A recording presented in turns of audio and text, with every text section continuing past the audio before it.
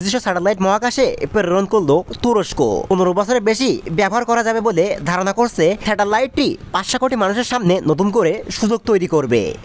প্রথমবারের মতো নিজস্ব প্রযুক্তিতে তৈরি স্যাটেলাইট মহাকাশে প্রেরণ করলো তুরস্ক। তুরস্কের বিজ্ঞানীরা এই স্যাটেলাইটের নাম দিয়েছে টাস্কস্যাট 6A।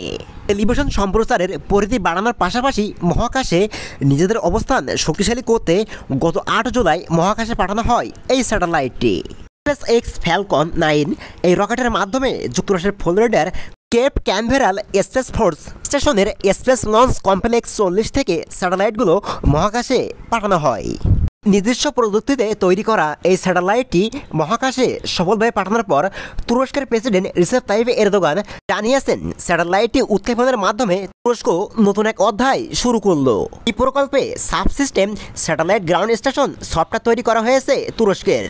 মহাকাশে তুরস্কের অবস্থানের জন্য অভিযান অত্যন্ত গুরুত্বপূর্ণ। তুরস্কের পরিবহন ও অবকাঠামো মন্ত্রী আব্দুল কাদের উরালুগু জানিয়েছেন, তুর্কিস্যাট 6 প্রথম থেকে সংকেত উৎক্ষেপণের 67 মিনিট পর পাওয়া যায়। এই স্যাটেলাইটটি 500 কোটি মানুষের সামনে নতুন করে সুযোগ তৈরি করবে। তুরস্ক এর আগে SpaceX-এর রকেট ব্যবহার করে মহাকাশে স্যাটেলাইট পাঠিয়েছিল। আর পৃথিবীতে 11তম দেশ হিসেবে নিজস্ব স্যাটেলাইট মহাকাশে প্রেরণ করল তুরস্ক। প্রায় 4250 কেজি ওজনের স্যাটেলাইটটি 15 বছরের বেশি ব্যবহার করা যাবে বলে ধারণা করছে তুরস্কের বিজ্ঞানীরা।